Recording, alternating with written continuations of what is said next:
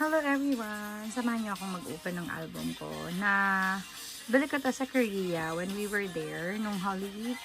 So, may tatlo itong album na to, Arirang. And ito yung kinuha ko. Legend itong album na to. And let me show you my album. Ayan. Yung mga pinakauna kong merch, si Mang na microphone, coffee, during pandemic pa yan. Tapos, yung doll ni J-Hope is gift yan from a very, very close friend na siya rin yung nag-introduce sa akin ng mga merch ng BTS. And then, ayan. Meron akong one of each ng album nila except Japanese. Meron din ako ng My Universe na CD. So, tapos photo book. Yung Fiesta, hindi ko pa siya na-open. Sealed pa yan. So, binibenta ko. Let me know kung gusto nyong bilhin. And, wala nang mga photo card yan kasi binenta ko na. Bale, before, I used to collect albums tsaka photo book and then binibenta ko yung pull out ko para bumili ng another album or photo book. Yung photo book lang yung kinikip ko. I-open na natin yung album. Let's see.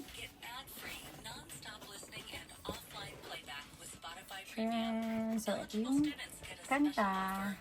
Ayan. And ito siya. Arirang. This is how it looks. Oh. May message sila. So, si RM, si Jean, kailangan natin i-Google Translate yung mga message or intro, not sure. So, tabi naman natin yun dyan. And, let's see. Wow! So, unang bukas, poster.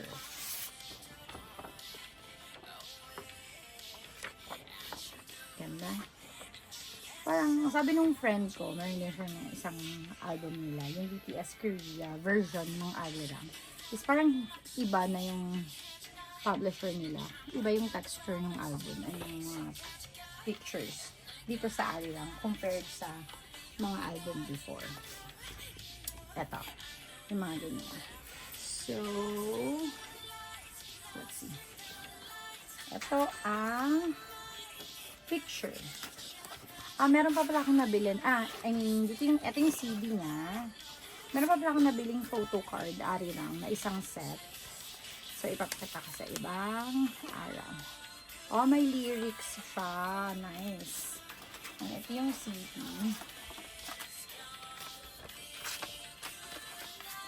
Bale, ito siya. Ang picture. So, parang wala siyang yung special tool like ng ibang album. Meron silang OT7 pag-iisa. So, this is Jungkook. Gusto nyo bang bilhin? This is RM.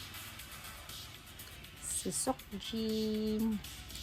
Si Suga. Bias record ko si Suga. Si J-Hope. Si Jimin. And, syempre, si V. Ito din. Yung picture. Stand siya. Pwede siyang patayin. Ayan. Si Suga. Si J-Hope. Yung mga ganito, though maganda siyang display and all, hindi ko siya din display. Kasi baka masira. So, ayan. Kagaya ng ibang photo book ko, nakatago lang siya. Ito yung tattoos nila. Sticker. Ito sticker to. Ito yung tattoo nila.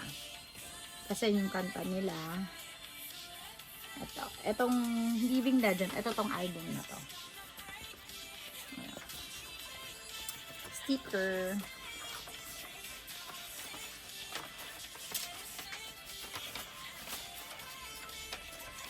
And, tingnan natin yung photo book. We will get it from here. Oh! Oh my God! May tag-iisa silang poster. And, I think ang maganda dito, pwede itong i-frame. Oh, ang bongga! Si RM. Oh, nice! So, para siyang, hindi siya naka-bind. Yung poster nilang 7, hindi siya nakabind. Tigi-isa siya. Ang bongga nung si Suga. Parang gusto ko siyang ibenta. Bibilin niyo ba? Si J-Hope, si Jimin, si V, si Jungkook. Ang maraming ba? Maraming may bias kay Jungkook. OT7 for the win. OT7. OT7. Oh! Meron ka. Oh, sobrang dami. So, hindi siya talaga photo book. Tag-iisa siyang poster na nakakompile. Ang bongga. Oh my God. Ang long-legged nila dito, in fairness. So, ito siya. Isa siya, madaming. So, hindi nga siya nakadikit. Iba-ibang picture siya.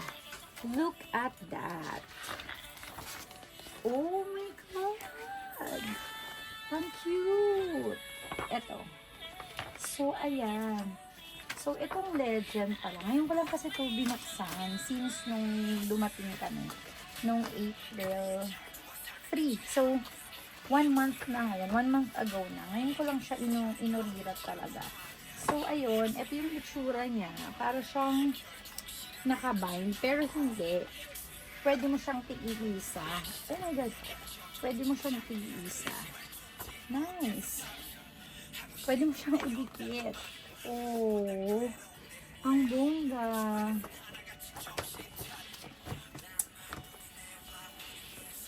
Ang bongga.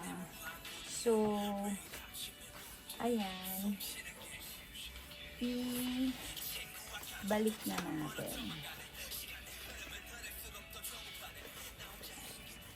So, yan. So, let me know kung gusto niyo pa ulit makita or kung may gusto kayong in particular na makita, pwede kong i-demo sa inyo. For now, ligpit na natin pa. Kung meron kayong album or photo book na gusto nyo makita, especially dun sa mga new armies, except sa photo card kasi wala nang talaga akong konti na lang yung photo card na meron ako from before.